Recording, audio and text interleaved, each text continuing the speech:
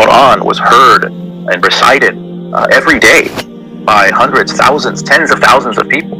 So fabricating the Quran is basically impossible, because the text is just so well known and it's repeated over and over and over again. Whereas hadith, some of the hadith are also, they've reached tawatur, but very few of them. That's why people would fabricate hadith, because they can, even though the Prophet ﷺ was extremely eloquent, his style could be convincingly mimicked. And as I said, the vast majority of hadith are not mass transmitted.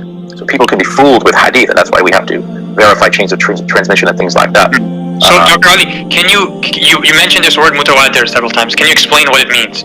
Yeah, mutawatir basically means something that is mass transmitted, multiply attested, right? To the point where it's just impossible for people to have colluded or conspired to foist a lie upon the people. It's just something that is taken as factual, because groups and groups of people from different regions that have not met are saying basically the same thing. Okay, so for example, Thomas Jefferson was the third president of the United States. This is mutawatir. This is something that is just mass transmitted. Do I know that actually is true? I don't know. There's no way to know, because we don't have access to the past. But people who deny something like this, right? I mean, there are people who deny things like this, and we look at them as being sort of quacks, and rightfully so, because if we're denying things like this, we can deny anything. Right?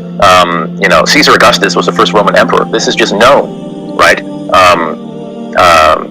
And so going back to the text of the Quran, we have variant readings in the Quran, and I'm going to talk about this, inshallah, at length in the coming podcast of Blogging Theology, inshallah.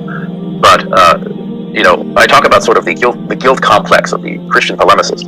What that means is, oftentimes Christians, because their text has been sort of deconstructed by Western historians and academics and textual critics, they feel a type of guilt. So what they do is they lash out against the Quran. Interesting. Right? Or they'll try to say, we have problems with our text, but you also have the same problems. You have variant readings as well. We have variant readings, you have variant readings. So they'll say, for example, Maliki Yawmiddin and Maliki Yawmiddin.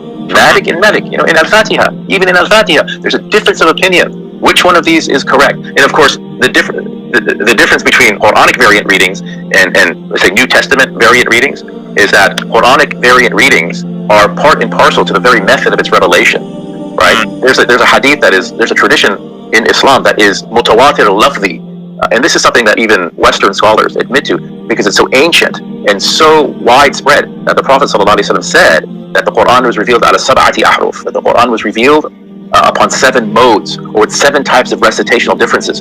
So these variant readings are actually part and parcel of the revelation. In other words, they have an origin in the Prophet himself. Right? Whereas the biblical variant readings, these are changes to the text that were made way after Isa alayhi salam by scribes who were theologically motivated. And they have deep theological ramifications. So our response would be that the Prophet ﷺ, he recited that ayah both ways. He said Maliki Yawmiddin and Maliki Yawmiddin.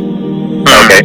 And I would say this is as factual as saying Thomas Jefferson was the third president, or Caesar Augustus was the first Roman emperor. Again, people can question these things if they want, but I mean, if you forget about the asanid, like the chains of transmission, just use logic, right? So the 5 daily prayers were mandated in the 8th year of the Meccan period, right? And Al-Fatiha has to be recited in every prayer cycle. Everybody knows this. Yeah. And so the Prophet ﷺ, he led the Sahaba in prayer for 15 years. So 15 times 354 days, which is the lunar year, comes out to 5,310 days. I actually did the math on this.